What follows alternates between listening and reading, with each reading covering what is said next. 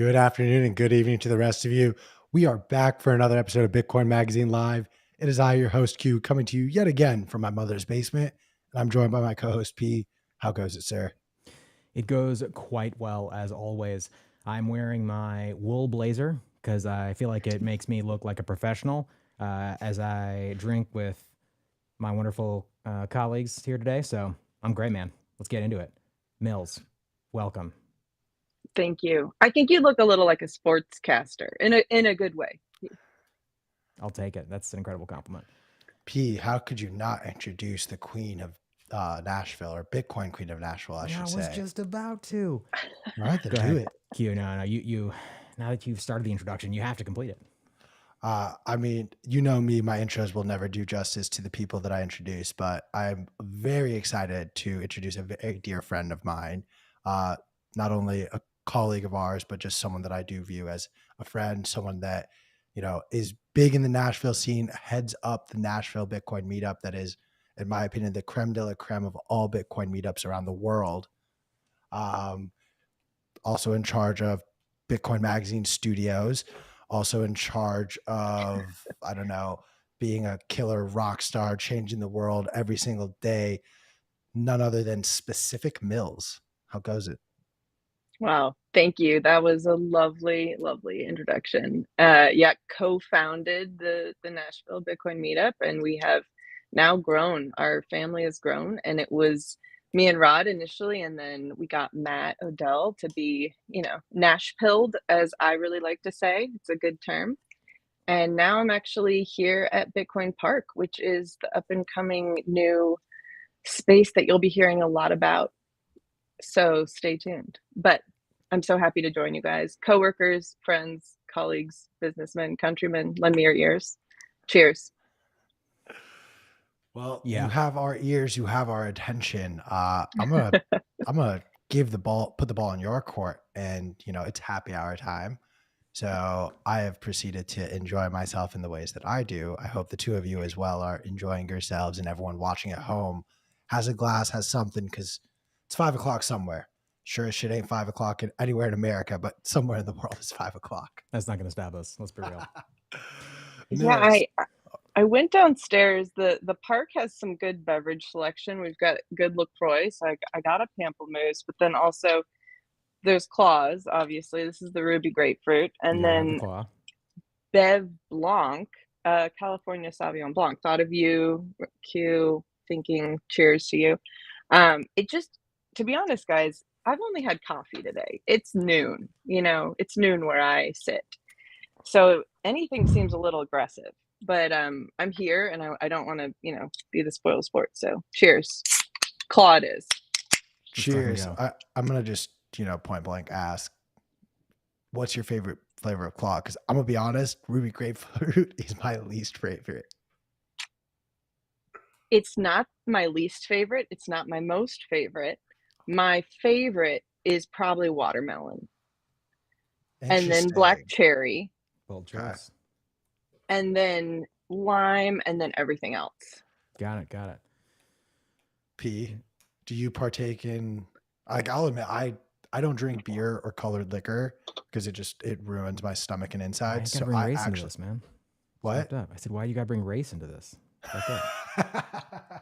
Hey man, just keep your colored liquor to yourself. Separate but equal. Having said that, I am drinking some mezcal. You guys got to see me live on camera take some vitamin D because I have darker skin tones and I sit all day in this tiny little room and do not get enough UV rays on my face and the other parts of my body, which will go unnamed. Your toes. Yep. Also the regions in between. I want to talk for a second about Bitcoin Park and the meetup space. I feel like, by the way, Q, that was a fantastic introduction. You set the expectations low and then you exceeded them immediately, which is the way to go. That's what you do, man. See, P has not learned the art of setting expectations and then exceeding them. He likes to set his expectations so high, and then on occasion he'll reach them. Sorry, that was kind of mean. Hey, look. when the things that But you you have didn't ask me what accomplished, my favorite flavor of White Claw was, so I felt a little hurt. So I had to take a shot. I feel it, man. Can you tell us now what is your favorite flavor of White Claw? I actually am a crazy person. I like lime only because I'm so sorry. I had to cut you off there. That was I couldn't have you just throwing racial epithets into this conversation. Moving on, let's talk about the Bitcoin Park space. Wait, P, what's your favorite flavor of White Claw? Oh, I wouldn't be caught dead drinking a White Claw, except for last week when I drank one and it was pamplemousse. No, not pamplemousse. That's fucking. That's LaCroix. That's LaCroix. God damn it! What's the one It's that? fine, guys. What are the flavors that are available? Grapefruit, lime, lemon, Pamplemousse. black cherry.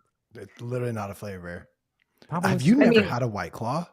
No, pamplemousse is grapefruit, right? It is grapefruit, but it doesn't say. Yeah, It says- yeah. No, I know it says ruby grapefruit, but pamplemousse for the uncultured swine out there is some feel other attacked. language for grapefruit. I think French. Who cares? I'm clearly one of the uncultured swine. LaCroix. Look, LaCroix. this wool jacket's got me spicy. I'm sorry, Q. Okay. But I'm just in my Rafiki meditating hoodie right now, so nothing you say phases me. All right. I need to embrace that more. All right, let's hear about Bitcoin Park. Yeah, so there's a couple things I think I want to talk about. Also, let's just set the context for this conversation. This is the Bitcoin Magazine Live happy hour where Q and I hang out, have a drink or three, and get to talk to some of our incredible coworkers and learn about what they're doing and whatever the fuck we want to talk about. Last week, we talked with Joe Rogers, who is a conspiracy theorist. That was like 3 weeks ago. Was it really? Jesus. Wow, called out. No, that was like... That was 2 weeks ago. 2 weeks ago. That was not last week. Who did we talk to last week? Just ourselves. No. We did not have Joe Rogers Chris, last can you week. roll the tape? Okay. We don't have any tape. Anyway, the point is we're just hanging out, talking about Bitcoin and whatever we want, and just kicking it. So Bitcoin Park, super amazing. You helped build out the Nashville Bitcoin scene into the thriving community along with Rod that it is today. And now there's this new hub that you guys have started. Tell us a little bit about it. Tell the people why they should immediately move to Nashville, abandon their families, and quit their jobs. Don't abandon your family. Bring your family to Nashville. I would like to be clear. I don't want to be responsible for broken homes here. Bitcoin Park is both a community center, somewhat of a social club, somewhat of a co-working space, an event space. It's more than anything, it's a canvas for the Bitcoin ideas surrounding community that people are having. So it's a platform, and it's 2 buildings physically. We're in Hillsborough Village. We are very close to Vanderbilt. It is walkable to different places as well. Has some great outdoor patios, great outdoor spaces, but also is a place that our Nashville Bitcoin meetup can live. We can use the space. We had been meeting at Jackalope Brewery in their upstairs room, and I think since our 3rd meetup had been a little cramped for space consistently, and now we have a little bit more sophistication along with, like having your own territory to kind of be Bitcoiners, not have the normal people downstairs at the brewery being like, oh, you're definitely a part of the Bitcoin meetup. It's upstairs. So Bitcoin Park we're in the very beginning of rolling out. We have founding memberships that are in different ways. Some people are going to be living here and they're going to be using the park as their office of sorts. And, there's Bitcoin Commons in Austin, which has a co-working space. There's been Club Lab in Austin. We in Nashville don't have the developer base yet but I say this every time. If you're a developer and you live in Nashville, or if you're a developer and you want to move to Nashville, we desperately would love to build up the BitDevs community and the Nashville developer community. So we have space, we have desks, we have 6 studios for recording podcasts. Matt Odell has started doing his rips here. We we have a very incredible basis and platform, and back to the word canvas, for people to come be a part of this community and build build on what we're building. We have space. So Rod is handling a lot of the memberships. We're kind of doing Matt, Rod, and I are all kind of from different angles helping build this.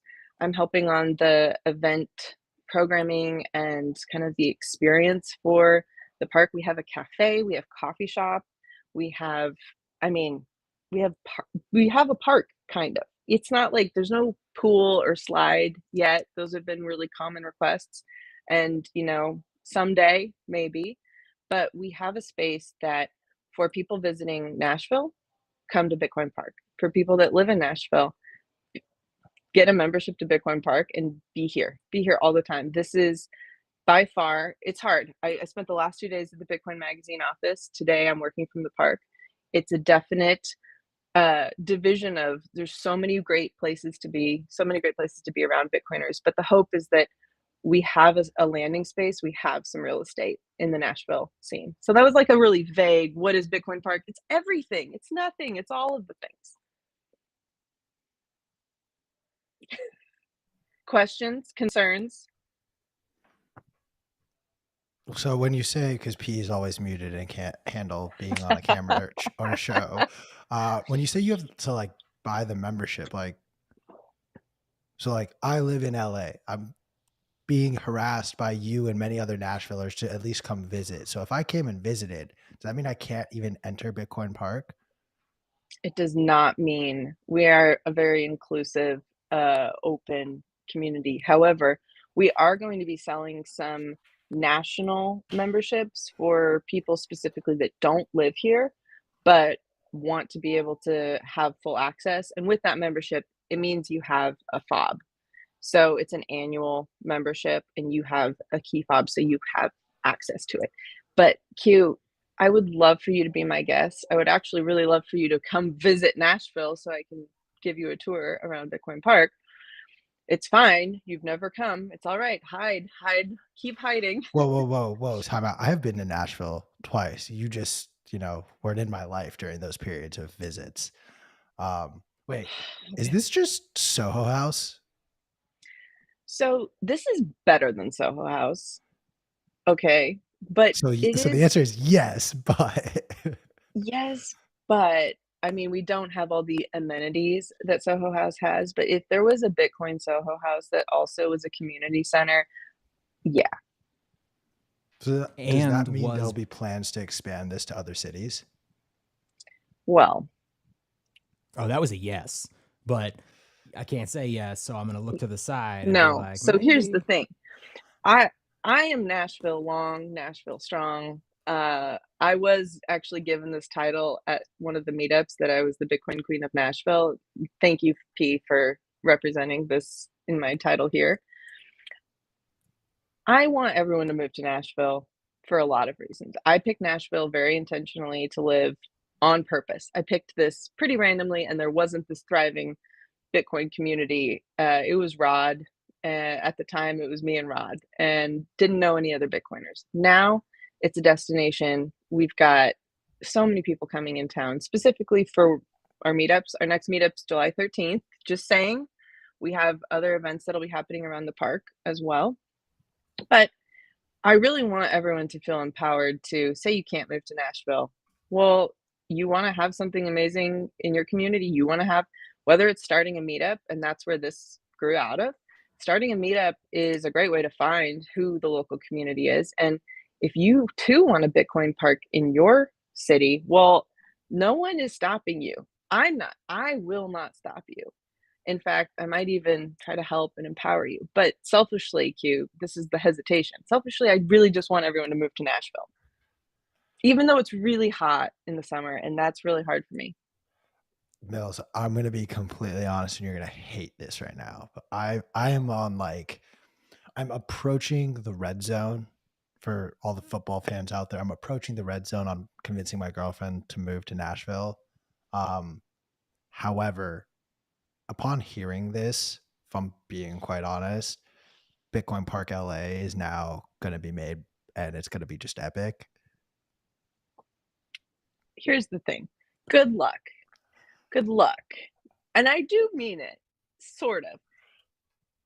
California, though, is just a little bit more prohibitive than the state of Tennessee. And that's fine. If you want to play by those rules, great. I just wanted more freedom. I picked Tennessee and specifically Nashville as a city that I could live in that had more freedom and, no income tax, but also the amount of Bitcoiners here. I'm not saying there aren't Bitcoiners in Los Angeles, but we have a lot of Bitcoiners here that are willing to help build. So I do wish you good luck. Good luck, but you can't do it on your own. You got to get the community, you got to rally people together. I can appreciate that. The community predates the necessity for something like a Bitcoin park. Before Bitcoin Park existed, because I mean, the Nashville Bitcoin scene is truly unlike anything else. Like, talk to us about what that community was like and looking for that led to the creation of this. Well, it was once a month we're having these crazy, 200 plus people meetups, and then we go to a bar and bomb the bar because we're just so many people and we all want to keep hanging out. We all enjoy hanging out. And it kind of iterated to a lot of people met through that. A lot of people would drive in specifically, a couple hours to 12 hours. People would come from, oh yeah, it's not that far. It's just I live in Kentucky. I drove down. I'm like, oh my gosh, and you're driving home tonight? So it kind of spun into people would maybe stay a next day. So maybe they'd come in a day early and then we'd get dinner the day before, or someone would grill, or I'd host a dinner party. There was all these, we just wanted to spend more time together. And it ended up being, well, what is the need? And I think Rod really just, I mean, we have kind of all worked in these ways of what are our skill sets and what can we bring. And as far as I've always loved bringing people together, helping them feel welcome and providing a value and an experience. And then now the way that Bitcoin Park has kind of stepped in, we can just do that on a larger, more frequent, all day, every day level and scale than it being at our houses or we're just taking over a bar. And now Bitcoin Magazine is hosting, it was last night actually, a weekly happy hour. And it was so cool because the monthly meetup ends up just being insane. And I don't feel like I'm running around. It's just, I'm not sitting down having deep conversations necessarily. So last night, a lot of from the second to third meetup, OG participants of Nash Bitcoiners were there, and they're like, I've been wanting to do this. I want to start this. I want to do a 101, Saturday class for the local community. There's all these ideas that people are coming out of the woodwork or just bringing up to us. So it has become, we have our monthly, which is a massive, huge thing. And we're also working on doing some smaller, more, not necessarily high level always, but a little bit more of an intense on the topic. And those will be, people that are super interested in what the topic is, having a deeper dive in a smaller environment, whether it's 30 people or 50 people. So either the day before the meetup or the day after the meetup, using Bitcoin Park to have that. And then we're starting to, each week that we're doing the meetup of the month, it's starting to be, well, we've got this big event happening. We've got this thing happening. So you come for maybe the second Wednesday of the month, which is our date, but then you end up staying through the weekend because at the end of it, there's something to do every night. There's Bitcoiners to hang out with. There's people to see. And I mean, that's why everyone should just move to Nashville, Q. But I'm just saying, if you want to do all the work, if you want to just, if you want to do it, more power to you. Look, Once again, I'm muted. Oh. I hate the fact. I promise, P, I'm going to stop talking. I promise. My 2 cents is I hate how much I pay in taxes. So you got me there, but my God, I'm not willing to give up smoking pot. Okay, so here's the thing. We've been talking about why Nashville is so amazing. And it is. It's cool. It's great. I want to shift the conversation to a related topic, but one that is far more compelling, which is why Austin is a shithole. I maintain Nashville is better What? than Austin. I'd ra- Everybody likes to make the comparison, and I think it's high time we set the record straight. Better in every way. I don't think we can do that though without an Austin representative. No, this I'd is the best rather I conversation would possible. rather have you said that LA is a shithole, and I'll Now, literally snake in the debunk grass. everything. If we pull an Austin person in here who is a respected member of the community, they will say rational, reasonable things about Chris- why Austin is still Chris, a great give place. Jimmy Song a call. I think P wants to keep talking to Jimmy. He's not done after the conversation yesterday. I'll hit him Wait, is up. he I'll in bring him Austin? into the chat. Yeah, he's in Austin. Oh, it's so funny. Let You Parker walked tell yourself you. into that. Yeah, exactly. I was gonna say Parker Lewis, notorious pillar of the Bitcoin community. Yeah, Snake Parker, in the grass. feel free to He respond is- to my DMs he from is the Bitcoin pushing- Magazine handle to come join us on Bitcoin Magazine Live. He is pushing the Austin agenda because he cares about you and your families and Bitcoin, but also because he's got it out for Nashville. Breaking story. This is all bullshit, of course. But also, I want to hear top 5 reasons from each of you that Nashville is better than Austin. Starting with you, Mills. Before we do these top 5, I would like to bring light to this phrase that everyone says, not a competition. So fundamentally, if someone's saying that, in my opinion, typically it's the person that is losing because, Exactly. right? But also, we're not trying to have a Bitcoin civil war. We are just trying to promote hyper Bitcoinization. So you know what? It's good to have a sister city. They have more cows. Okay, it launched right into my top 5 reasons, I suppose. No room for a response on not a competition. Keep it going. So why not have, a tunnel, an airship? We should have some good communication, some good travel routes back and forth from Austin to Nashville. They have less freedom than Nashville. Their gun rights are more restrictive. Their hours at bars are also more restrictive. They are even more temperaturely challenged for me. Heat is hard for me. It is very hot and humid here. It is even more hot and more humid there. And on the whole, I would say Austin, for me, is very much a blue city in a red state. And I'm not saying, I think Dallas and Houston actually also might be blue or at least purple. For me, Nashville is a purple city. I truly mean it. I don't know that there are any other purple cities the size of Nashville where you might be talking to someone and you don't even know what they believe and it doesn't matter, or you do find out and there's still respect and you can still disagree. And I've never felt so able to disagree with people here. Whereas I feel like Austin maybe is past that mark and it is just more, I'd say predominantly liberal. I think there's been more of an influx from California and New York for longer.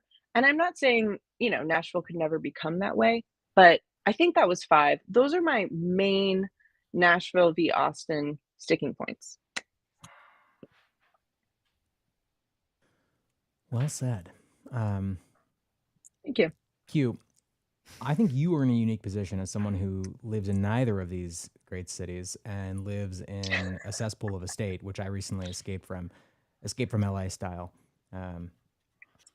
What are your top 5 reasons why Nashville is better in every way than Austin? I'm the worst Please person to answer- answer this please answer the question question. because despite how much I travel all over this great country and all the wonderful places I have been, I've actually never stepped foot in Austin. So I can't even speak from experience.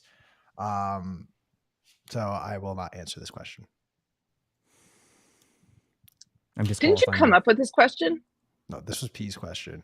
I I love was that you saying, confuse I the was two of us. trying to No, I say would- LA v Nashville because I live in LA. We have someone on LA and we could have that.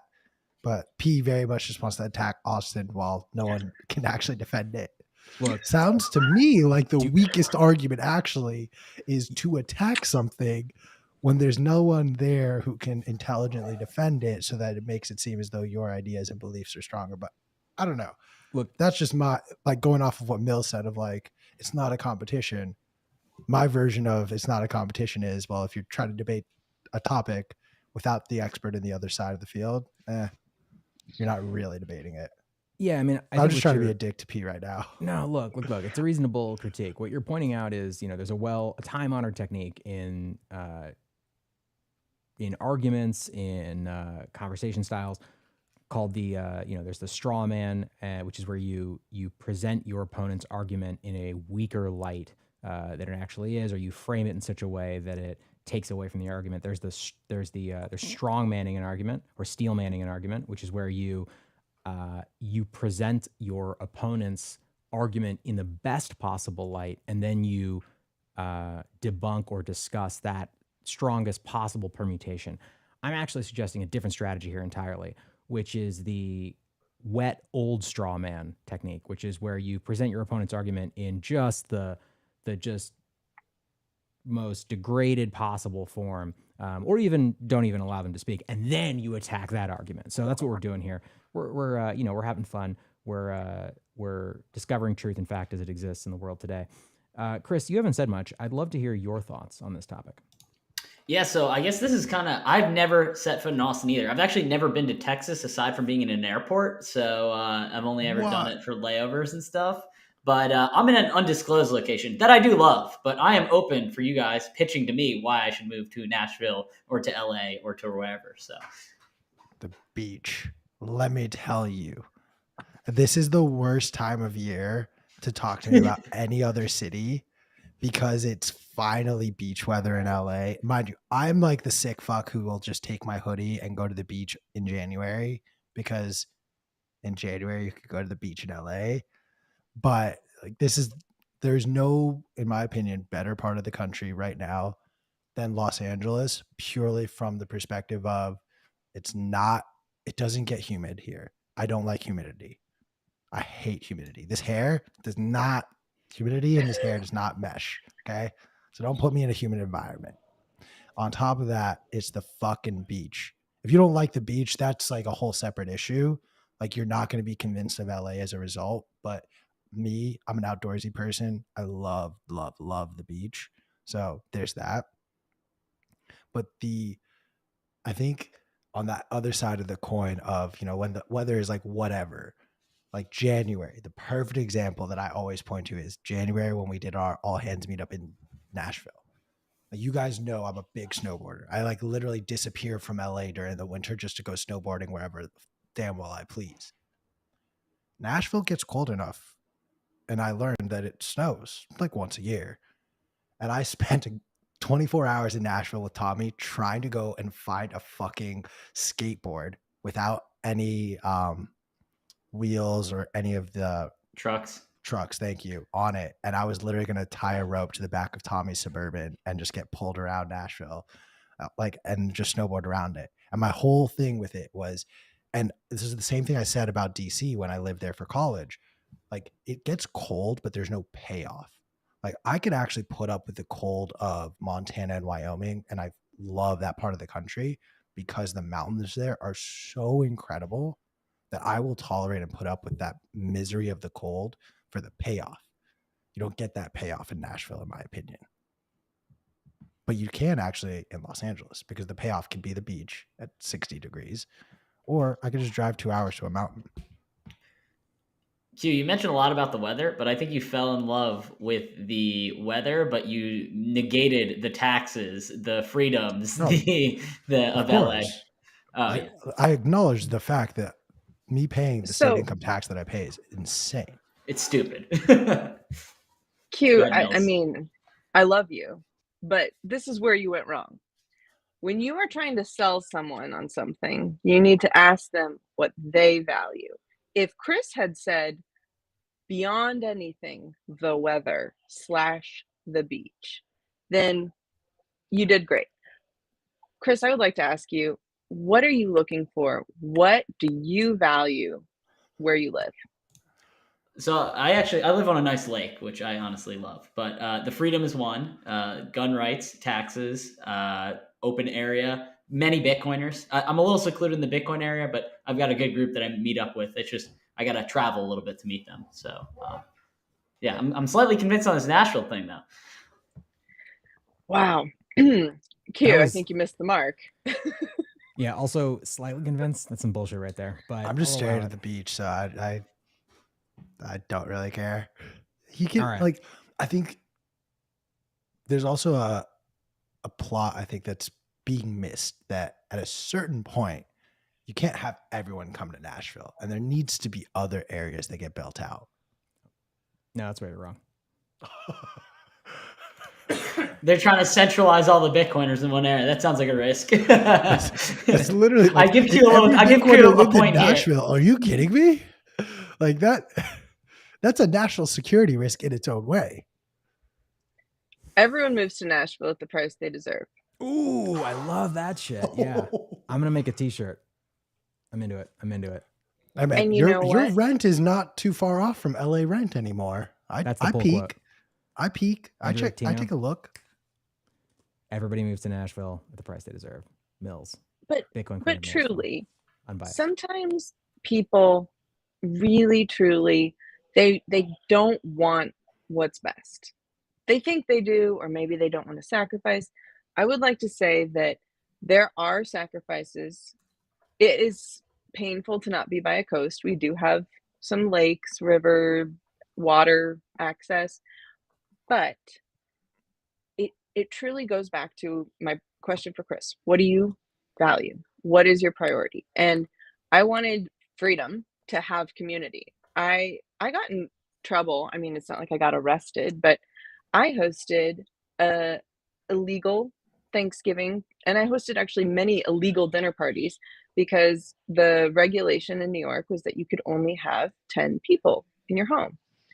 Now, no one was coming knocking on the door saying, Mills, you have 11 people, 12 people. But everyone that was attending knew they were breaking the law that had just been instated. So freedom to congregate became really important to me, but also you have to have enough people that you actually want to spend time with.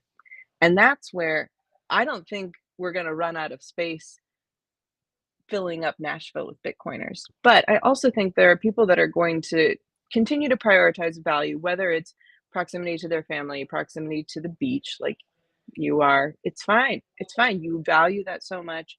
It makes sense. It means a lot to you. However, everyone moves to Bitcoin. Everyone moves to Nashville at the price they deserve. And Bitcoin. They buy Bitcoin at the price they deserve too. So it works. Mills, I've changed your title to reflect your previous statement. It now says unrepentant criminal. I'm disgusted and disappointed to learn that you broke the law to have illegal social engagements. And I'm kidding, of course. That's the only way to be. All right. Let's talk about what is happening in Bitcoin, what has happened this week, and what we are the most excited, infuriated, frustrated by within the Bitcoin ecosystem. Who wants to go first? Don't all speak at once. Q, you're muted there. What were you saying? Okay, so we have not, honestly, I was saying Chris laid out for us, but we haven't at any point this week really dove into this. We touched on it, but the ProShares ETF to short Bitcoin got approved, and yet we still don't have a spot ETF. Break it down for us. I mean, that's your breakdown in a nutshell. The joke that we made, I forgot with one of our guests, but just the fact that, in I believe it was 2018 when ProShares did get a spot ETF for Bitcoin approved, that actually marked the market top. And here we are now with ProShares getting an ETF that is meant to short Bitcoin, and that is approved. The joke is this could actually have been the market bottom in the same way that ProShares called the market top last time. I would love that. Get wrecked, you fucking idiots. But it's infuriating that all of these ancillary ways to invest in Bitcoin and just entertain me, because there is an importance in being able to invest in Bitcoin. There are trillions of dollars locked up in 401k and IRA accounts that people can't access, but people want to put that money towards Bitcoin and they deserve the ability to be able to do that. However, they're not being given those opportunities. And in fact, I actually am starting to feel more and more like the reason the SEC and these government agencies aren't doing that, and at the same time are letting all of these crazy leverage positions and the just insanity that goes on in the broader crypto market, it's being allowed to operate like that for the SEC to turn around and say, well, none of it worked, because they keep putting us in the same bucket. And so it's really infuriating because it kind of feels like at this point I can read their playbook, and they know that a spot ETF validates Bitcoin in a way that they will never be able to discredit. And it's so obvious that the stances they take, the things they pass, and the actions they take are meant to directly diminish and discredit Bitcoin, not to attack it, but discredit it. And if you discredit it enough, they will look and be perceived as valid when in fact they are not. But that's just my observation on what's going on and my thoughts.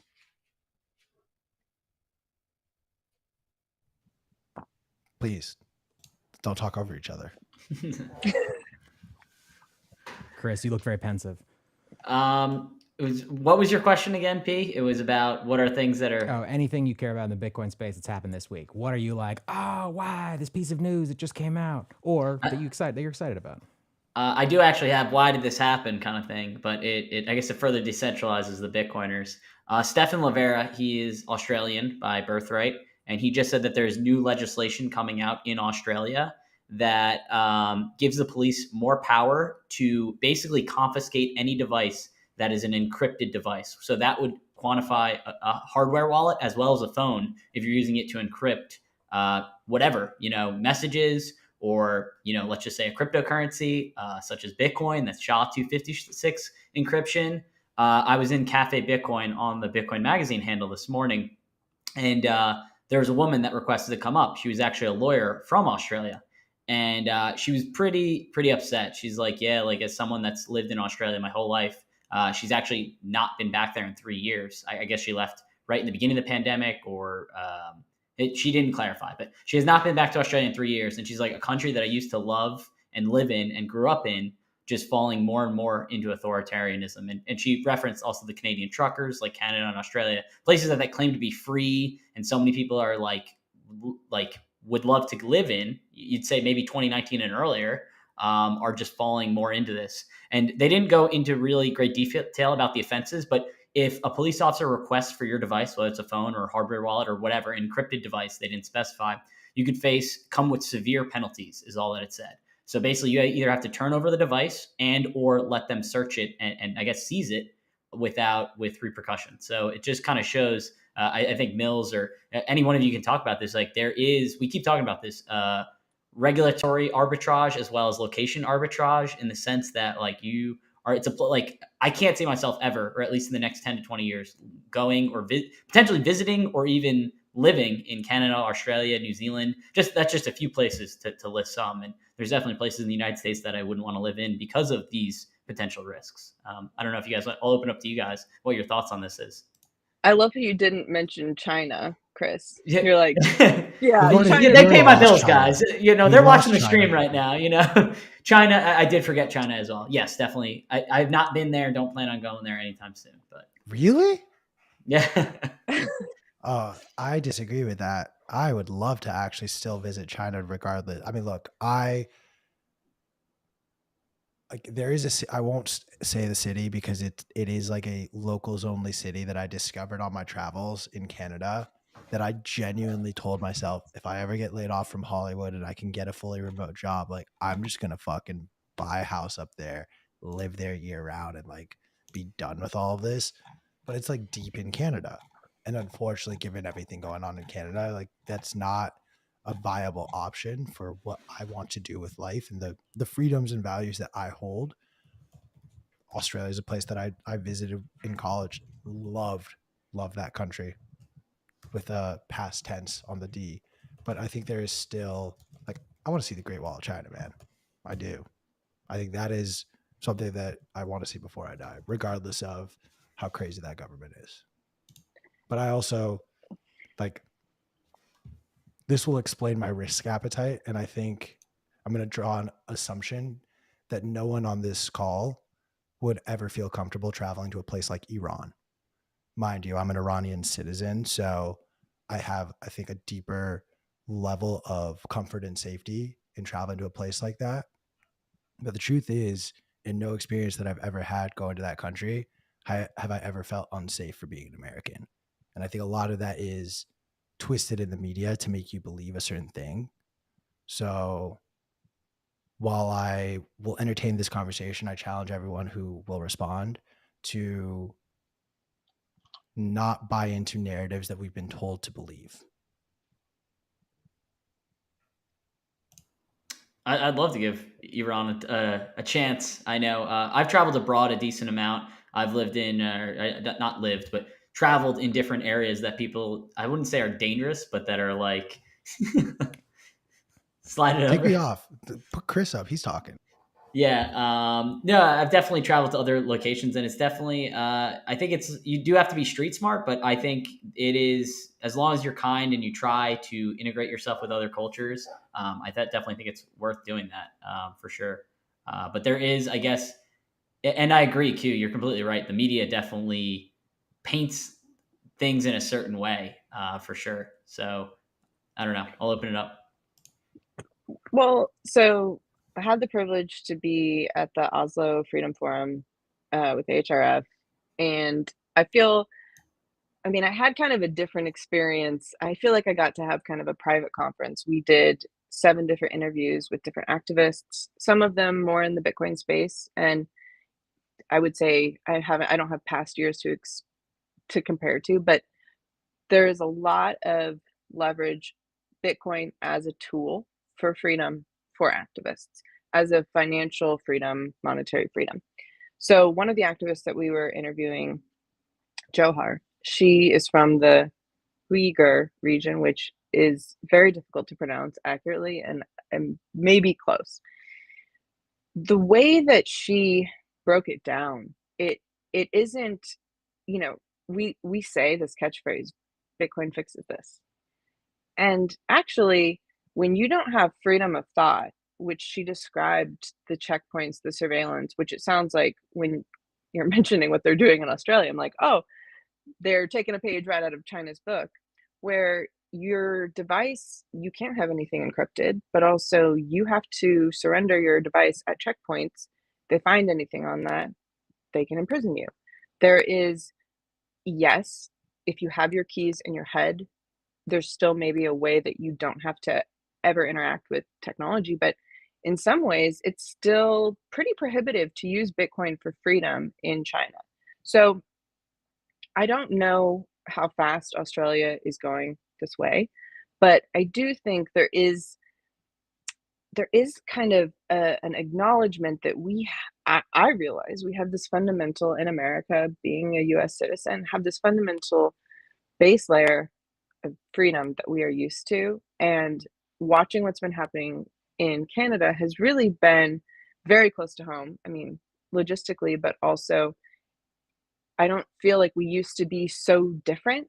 And now the leaps and bounds that have happened in the past couple of years, truly, I don't know how fast everything's going, but even the fact that there's, 4 or 5 countries that, yeah, it's not that I would be afraid to visit for my life. It's more, I don't know that I could not leave, but what quality of life would I be having, and what quality of freedom as an international, as an American, maybe different treatment, but also I don't know. And do I want to risk it? Do I want to get stuck in Australia? I mean, there's worse places, but also not really.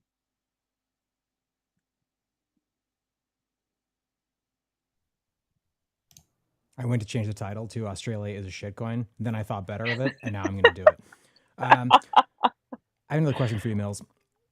And this is a serious question that I've asked a number of our guests recently. Marry, fuck, kill Jerome Powell, Christine Lagarde, or Janet Yellen? Or You do not have to you answer mean, this question. yeah, well, it's difficult for me to even, I've tried to, it's very difficult for me to even ask this question because I've never said the F word. I don't say the F word. So it's like you say F and people are like, they forget what you're even phrasing. So It's it's like okay. I You can use disqualify whatever myself. euphemism you would prefer. Yeah, those, are those the exact three that you've been using? Those, like, Sometimes Yellen? if I wanna like throw people off, I'll throw in Carson's. Augustine Yeah. Carson's. Yeah. I'll say you have to Pete, choose 3 of the 4. can you answer this question, please? Can I turn this back on you? Yeah, absolutely. I think the best answer was one we got. I think it was yesterday, or maybe it was the day before, and we were told Carson's all 3. That was not my favorite answer. That was P's favorite answer. Mine was marry Jerome Powell, so you have like half of the money printer in the divorce. Hmm. No one said you had to stay married. I'm trying to only get married once personally, so maybe I'm taking this game too seriously, but I definitely am trying. My plan is like one marriage. I think that's excuse me. I think that's a reasonable goal. I aspire Thank for you. 3, but that's just me.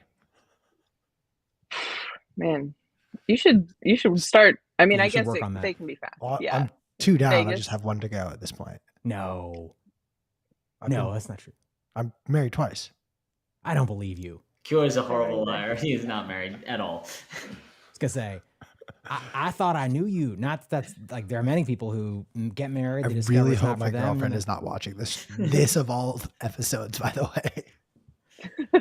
all right. What else we got?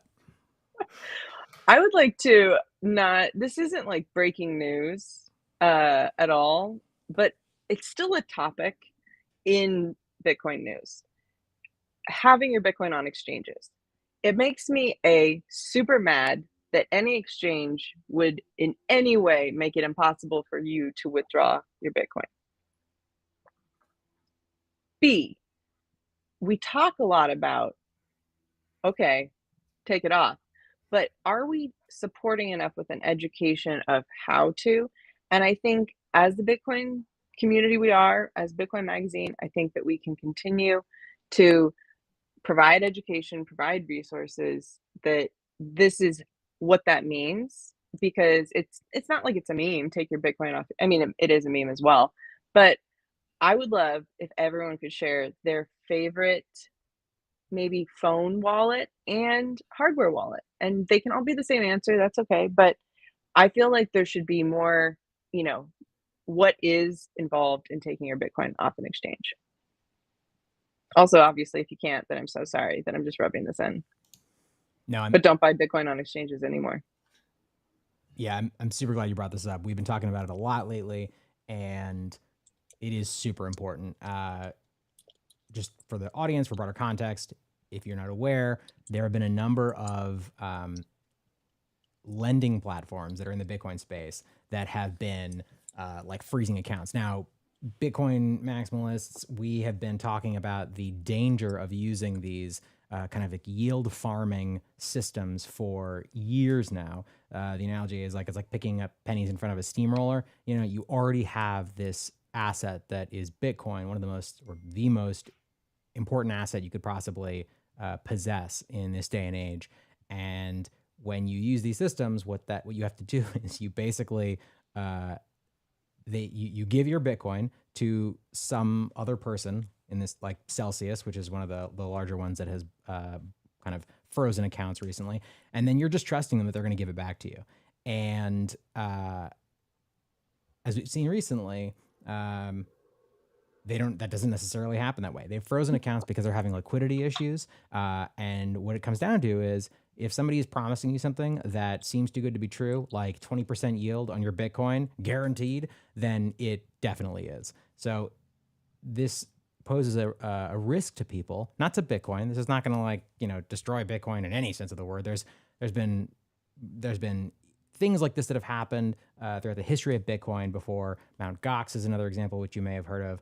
But Bitcoin is about radical personal financial responsibility, among many other things. But that is one of the things that is really important in Bitcoin because it does represent there's final settlement. Once you have sent someone Bitcoin or someone has sent you Bitcoin and it has been confirmed on the blockchain, a number of times and a number of blocks, there's no backseas. No one can reverse that transaction. There's no help support line. You have to take full responsibility for taking care of your own Bitcoin.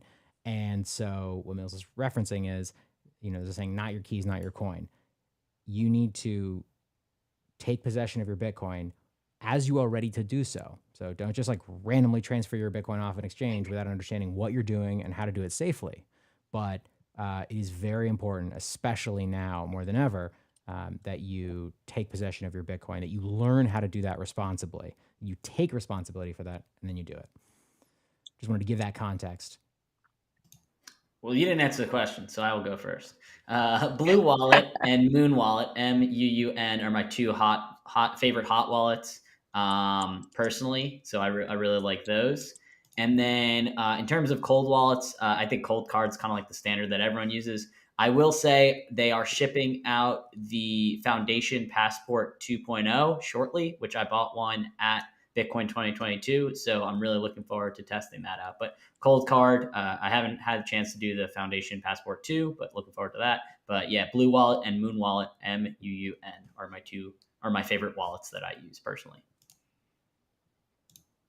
Good job at answering the question, but also P, what you said was awesome. And in reference to ways to buy Bitcoin not on an exchange, might I advocate if you move to Nashville, there's a very robust local mining community here. And it's actually really easy to buy Bitcoin from your local miner. You never have to buy it on an exchange. I can get behind that. Big fan of some KYC free sats. Yeah. All right. Favorite hot wallet, cold wallet, Q? I'm just going to say Cold Card and Moon. Oh my gosh. Okay. So I think Moon is my favorite. However, I've found, because I've lived a little bit more, I've lived off of Bitcoin for a couple days in Amsterdam, and Cash App is pretty, I think Moon is also super easy to just crash course someone onto. However, Cash App, sometimes it's hard for people to think about well, how do I ever get it off? And with Cash App, if people already have it downloaded, they already, maybe have a Venmo equivalent, they have a balance in there, they have $100 or whatever. It's very easy to do Lightning or on-chain through Cash App, and then they can sell it right then. I'm not going to tell them to, I'm going to tell them to not sell it, but that connects for them one more step. So if they're very new to the concept of Bitcoin, I will say Cash App is a great onboarding education tool. And then when they're ready for a more serious, unaffiliated, connected to your bank account, hot wallet, MUUN, M with 2 U's, which I actually recently learned why. Does anyone know why it's MUUN? No, I don't. Because it is confusing as fuck. Chris, Q? No idea. I'm actually really intrigued to listen to this. Okay, so this, I feel like a LARP because I haven't ever watched Star Wars, and what I am about to say is probably going to offend people that are expert on Star Wars. However, watch there were your words very carefully, Mills. Tom Luongo had the audacity to come on this show and say the new Obi-Wan show sucks. So watch. Well, I'm not going to make not going to make a value statement on Star Wars. I'm saying that I haven't enjoyed Lived, Star Wars. Okay. experienced I've life, done joy, happiness. other things. So the moon people in Star Wars, during the Clone Wars, the moons controlled the intergalactic banking clan, while both the Galactic Republic and the Confederacy of Independent Systems spent large amounts of credits on soldiers and weapons for the war. So they were very good. Were very responsible with their money. This is from Wikipedia. I just want everyone to know. Real highly credible source, by the way. Wait, I just love the way you said you're taking this out of finish your thought, and I'm going to correct everything you say from the perspective of Star Wars. From the all I'm saying is, talking to the founder of Moon, why was it M with 2 U's and not MOON? Because it was this clever play, deep Star Wars reference for the moon people that were very good at banking. Okay. I love it so much. This makes me, I'm back on, I mean, it's still a terrible name, but by the way, I didn't answer your question. I agree. Moon Wallet is a MUUN, is a fantastic wallet for Bitcoin. They really have driven forward and pioneered the kind of UX experience for new users to Bitcoin. There's like, you just go in, you have one balance. There's not like the Bitcoin versus Lightning balance. I love Moon Wallet. Again, MUUN. In terms of hardware devices, I mean, I'm gonna answer the standard. I personally am a huge fan of multi-sig setups, but I love, and specifically like multi-vendor multi-sig. But if I have to answer for one specific one, Cold Card, MK4, all day, all long, every day for the rest of your life. Super solid. NBK Rodolfo is an incredible, person in the space who always prioritizes security over usability, which is an interesting and unusual choice in the space. And I think a lot of people have learned a lot from him, including me. We also left out the desktop wallet. Sparrow wallet is really good for combining for multi-sig and all of that. You can use hot wallets, you can use cold wallets, but it's a good way to like aggregate. It's a good way to do multi-sig. Craig Raw is the lead developer for that. And a lot of awesome talks from Bitcoin 2022. I actually highly recommend, if you're going to watch anything, you should just watch what he was in for Bitcoin 2022. Yeah, super glad we were able to get him as a speaker.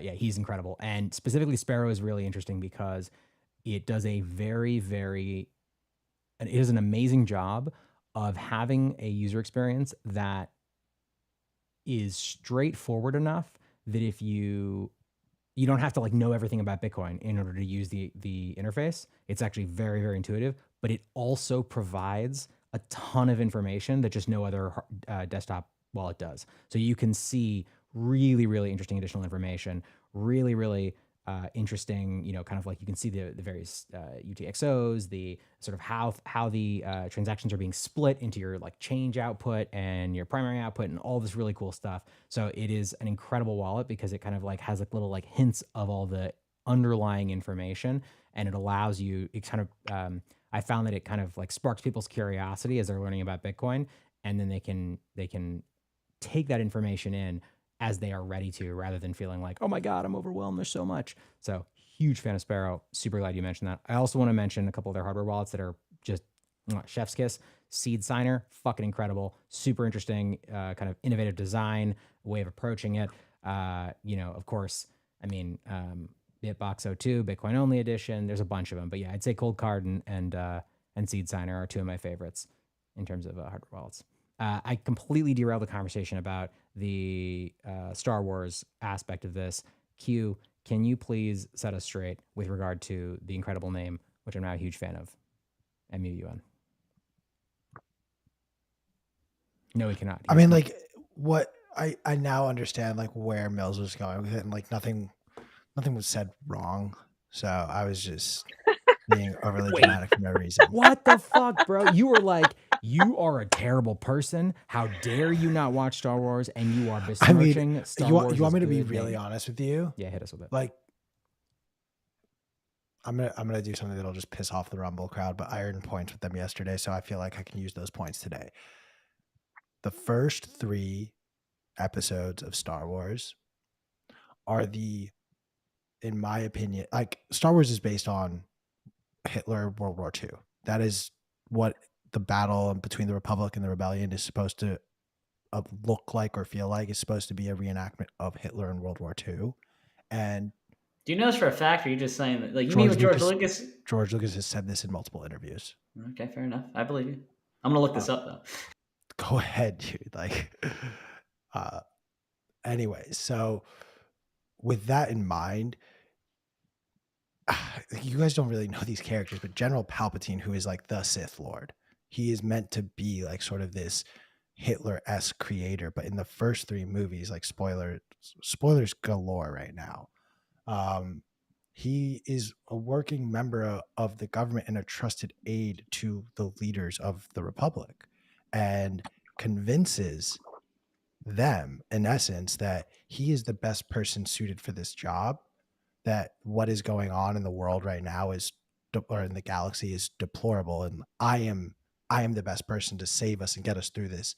So give me emergency and full authority and power.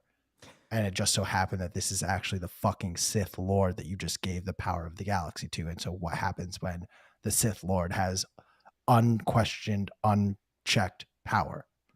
I think it's a very poignant transfer of power to what we see today on both sides of this country's political spectrum.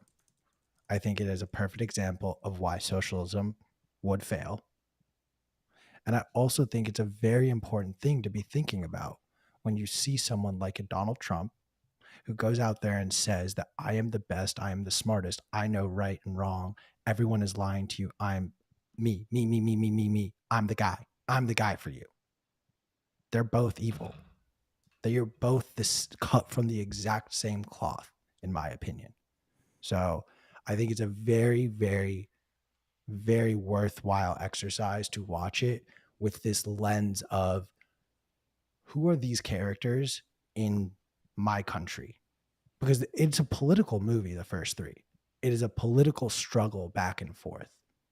And at the end of the 3rd movie, that's when the bad guy gets all of the political power and is able to do everything they do.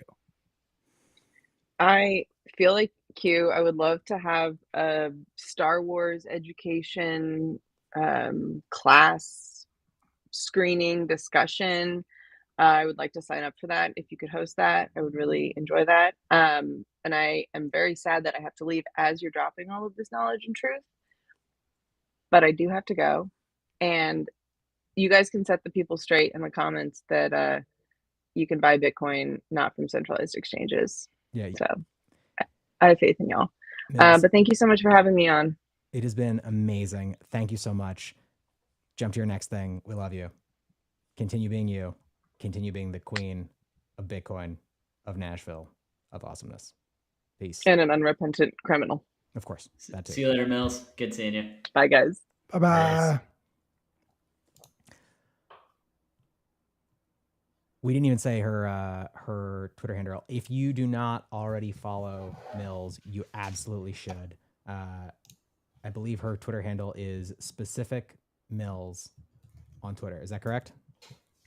Yep, I'm putting it up in the chats right now. Amazing. Follow her, learn more. She's great. Also, do want to correct that apparently what people were saying in the chat, you absolutely can acquire non-KYC Bitcoin through various means. The easiest, or rather the most straightforward, is just find someone who will sell you Bitcoin in real life. Go to Bitcoin meetups. There are more and more every day all across the country. Find a Bitcoin meetup and just ask people if they will sell you Bitcoin. Other ways are there are exchanges that you can use. BISC, that's BISQ, can be used. It can be a little bit involved, but I would highly recommend looking into that as well.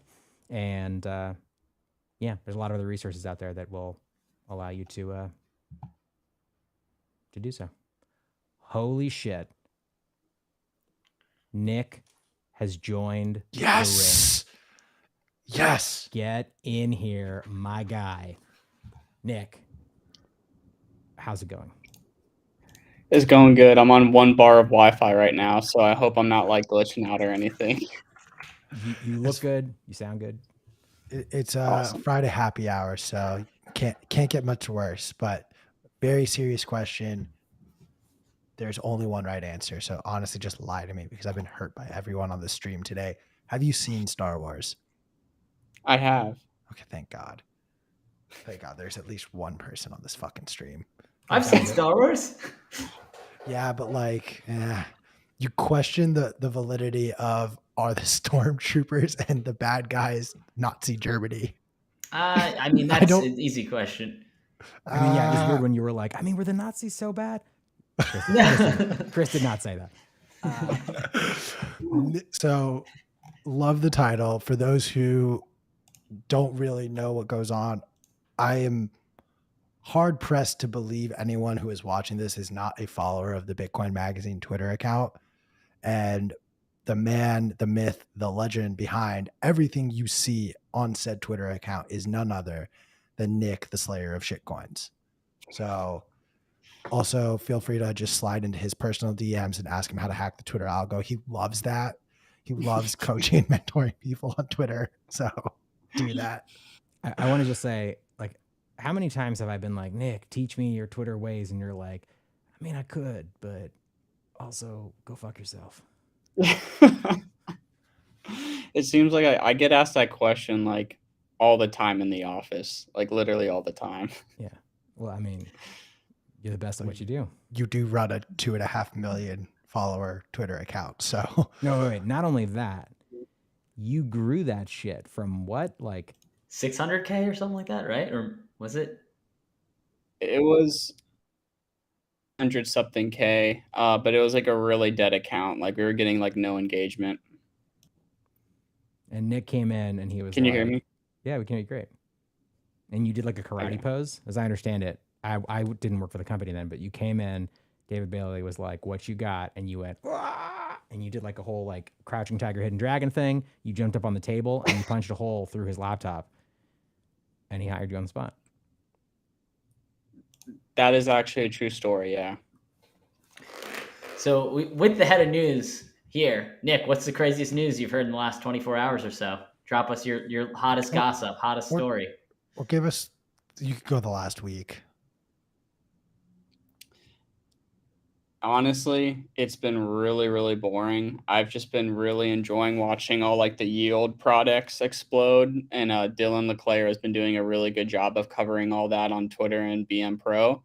But just the degeneracy of this market is so funny to me. Like it's like I know it's so bad and a lot of people got wrecked and it's so bad for Bitcoin in general, but man, I find it so enjoyable as someone who holds his own keys, and I just thought it was fucking hilarious how I mean 3 Arrows was taking out huge loans against NFTs.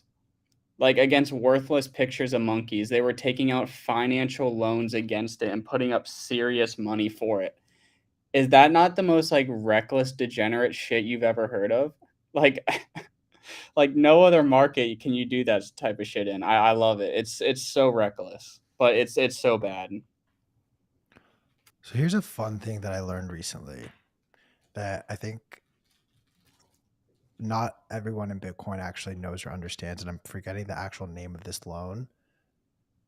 But you can right now go to a bank, and if you have a 401k or an IRA of a certain value, you can go and get a collateralized loan against that and live off of that. And it would be a 50% market value, and no different than like a current, let me go take out a loan against my Bitcoin at 50% leverage. And it's the same principle adheres. And I think it's fascinating because unlike the public markets, you can't see how many people are on margin or have taken out these like extra long positions versus on the Bitcoin network, you can see that happening. And I think the market itself doesn't like that. The market feels like it's being taken advantage of, because there's a case to be made that all we are in essence doing is creating a fractional reserve system off of Bitcoin by taking 50% collateralized loans against Bitcoin. Because in essence, what you're now saying is your Bitcoin is only worth half as much in this fiat currency, but there is nothing.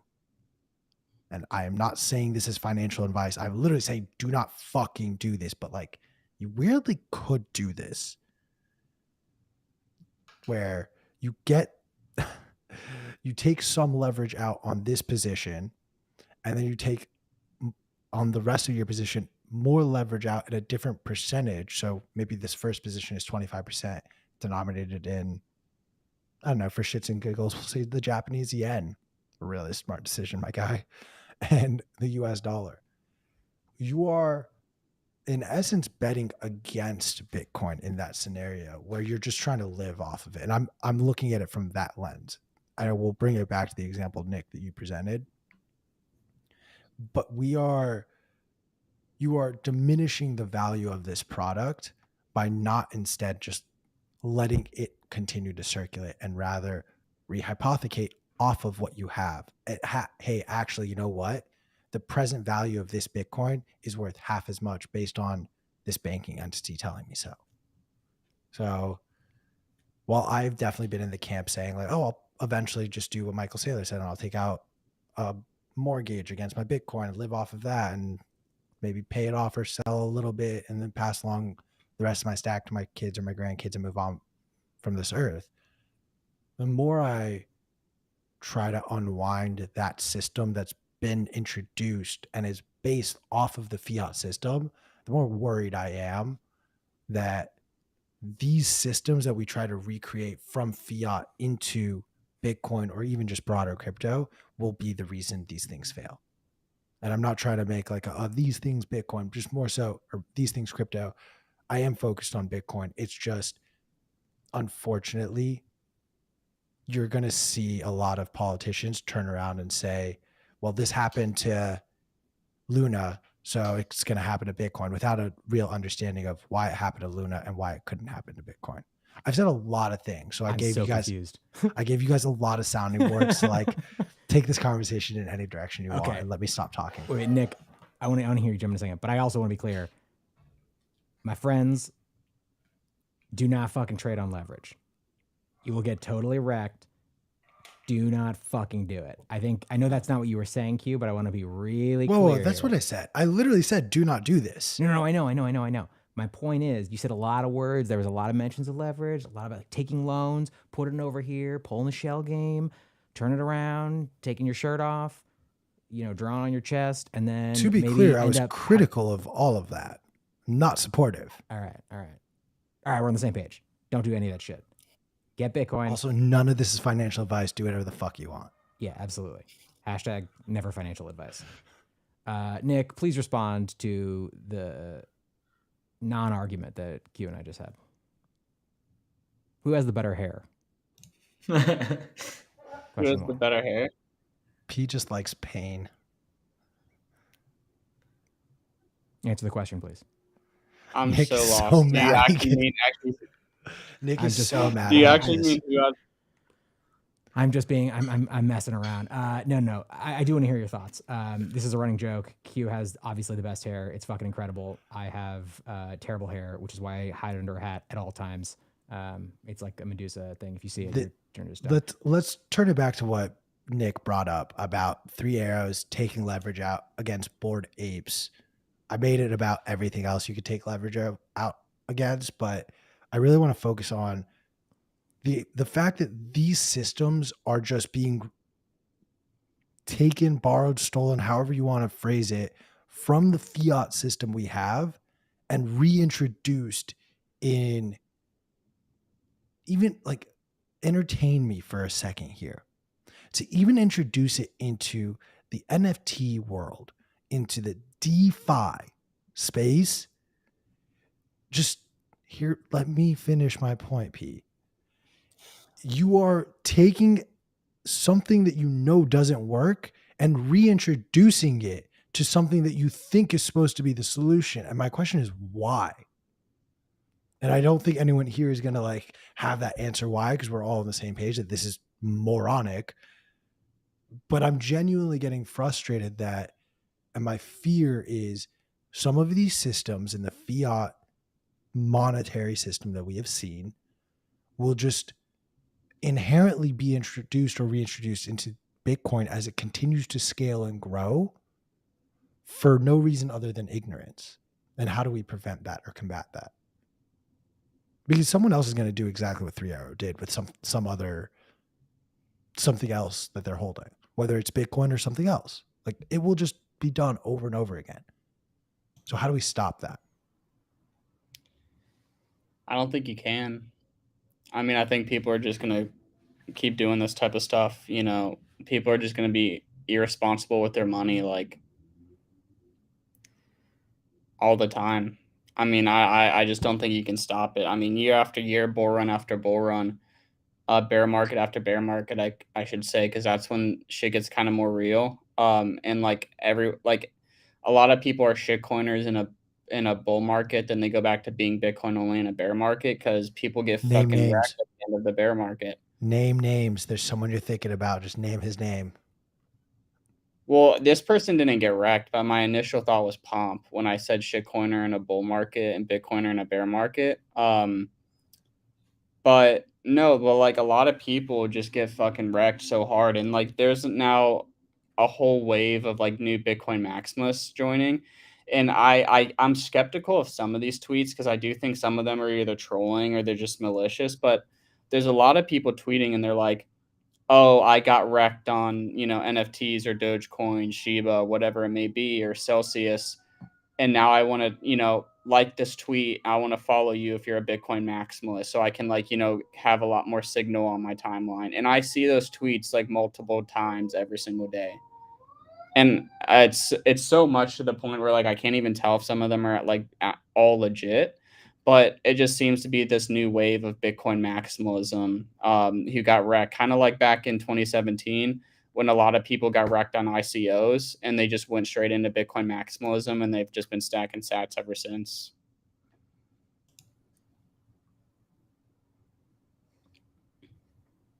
That's all I really have.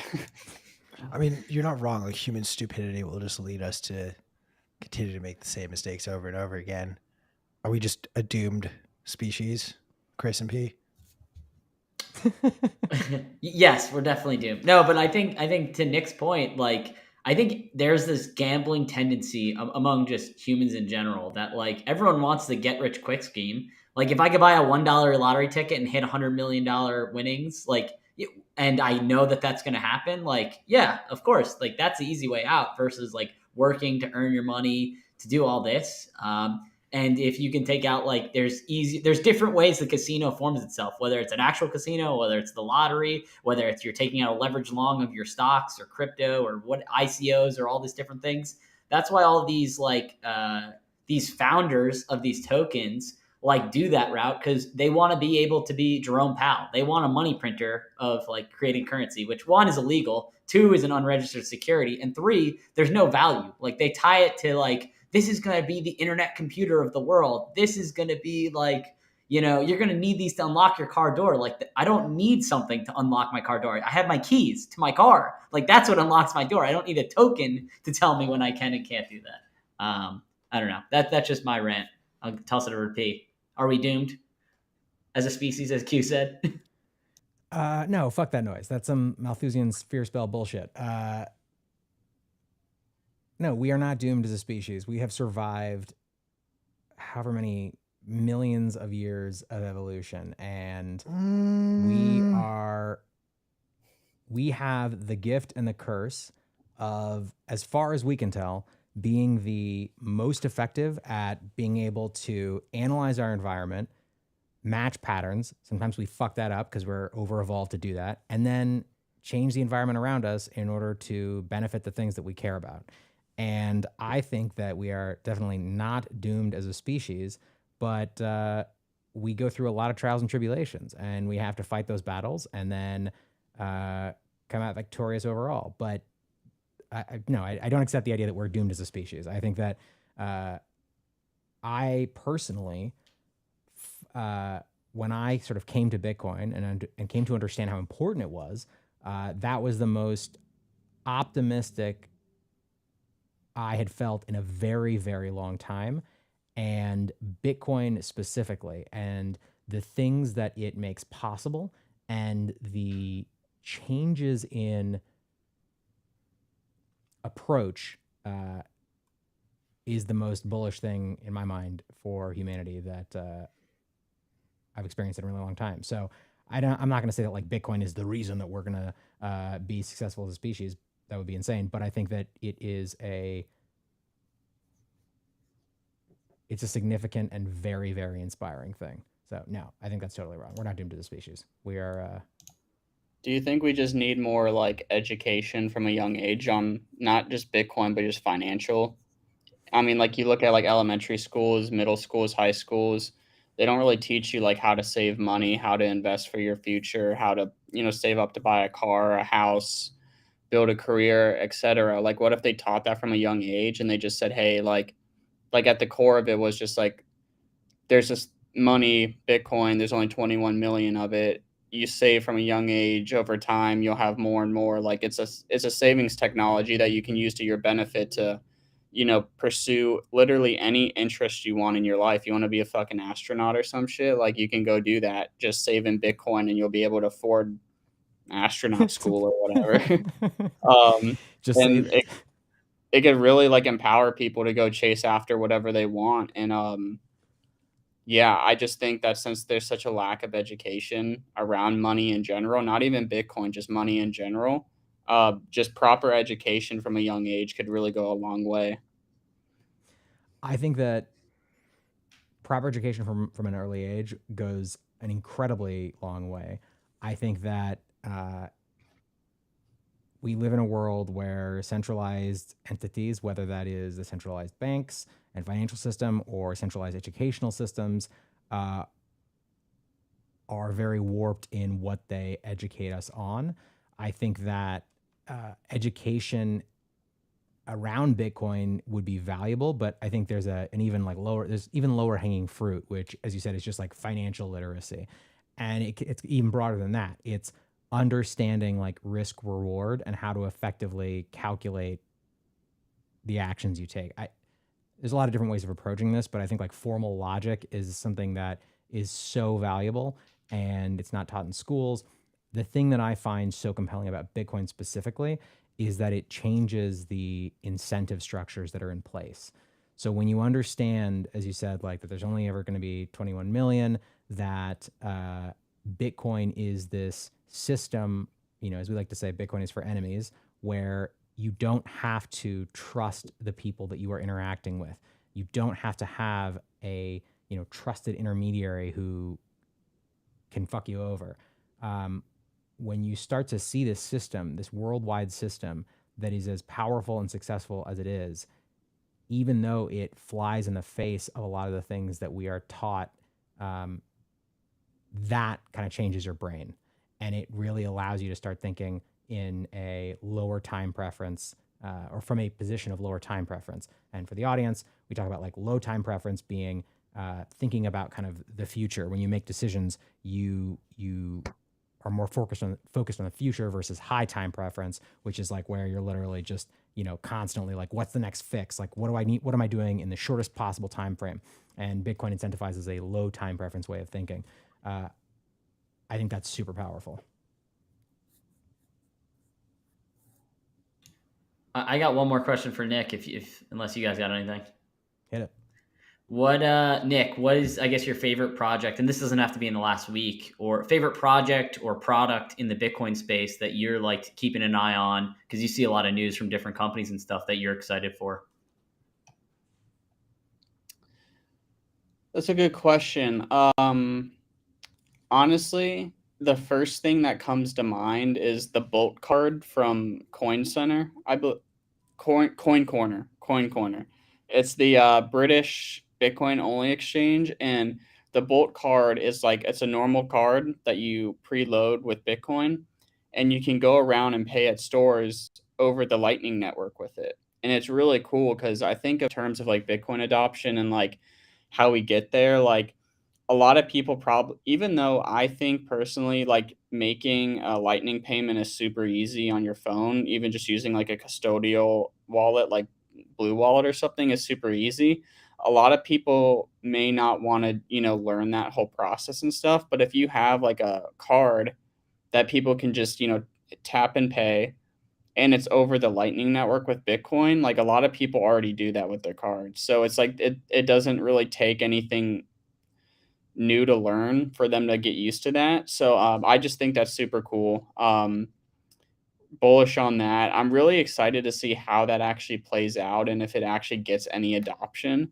Um, and plus, I forgot Coin Corner also had another cool product not too long ago. I completely forgot what it was though.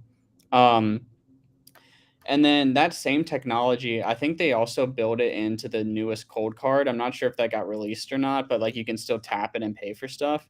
Um, I have yet to get my hands on that. I've not ordered one, but I probably will just because I want to like play around with it and see it. Um, but new products, those are probably the card from Coin Corner. That's the first thing that comes to mind. I think stuff like that is real cool. Stuff that you can hold in your hand and it's physical. I just really like that type of stuff. Yeah, I think that's a great answer. PQ, you got anything else? Yeah, I'll say I'm going to broaden the question. I'm going to break outside the box. You can't put me in a box. I'm going to broaden it to technologies. I think that Bolt 12, which has been in development and it's still being refined, which is an extension to the the sort of protocols that define the Lightning Network. I'm extremely excited about that. I think that we are already seeing this this kind of explosion in Bitcoin core node systems. So if you're participating in the Bitcoin network and you want to validate all of the transactions that happen on your own, you can do that running your own node on like hardware for like $200. And there's a ton of really great products out there. Something that you can build from very simple computers like Raspberry Pi 4s. There's Umbrel. There's MyNode. There's Raspberry Blitz. So those types of systems are really, really exciting to me because I think they help more people explore, play around with Bitcoin, understand intuitively why it's so powerful. So I'm really bullish on those types of systems. And Samurai has just come out with a new node that I can't wait to get my hands on. I'm super excited about that. Yeah, I think those are the first things that come to mind. All right, we got anything else, or do we want to call it a wrap for the day? Let's wrap. Nick, thank you so much for jumping on, man. Always a pleasure to see your face. Yeah, thanks for having me. I enjoy the show. Thank you. I hope eventually one day the Nashville office will just, have the show on in the office while it's live on air. But, I can dream. We had it on yesterday when David Zell was on. We had it on both the TVs, and then he was literally right below the TV in the phone booth. He had no idea. We were just watching him on the TV. It was funny. The best was when he tried to turn off his camera to go smoke, and it's like, oh, where did my pen just go? Wait. All right, wrap the show. Emergency. Jesus Christ. All right, we're going to kick you off there while he finds that. All right, my friends. Thank you so much for joining us. This is our Friday Bitcoin Magazine Live Happy Hour where we're looser. We say whatever the fuck we want. Q looks for his pen, apparently, and like a madman. But join us. Follow Bitcoin Magazine on Twitter. Follow Q. Follow me. Follow Nick. Follow Chris.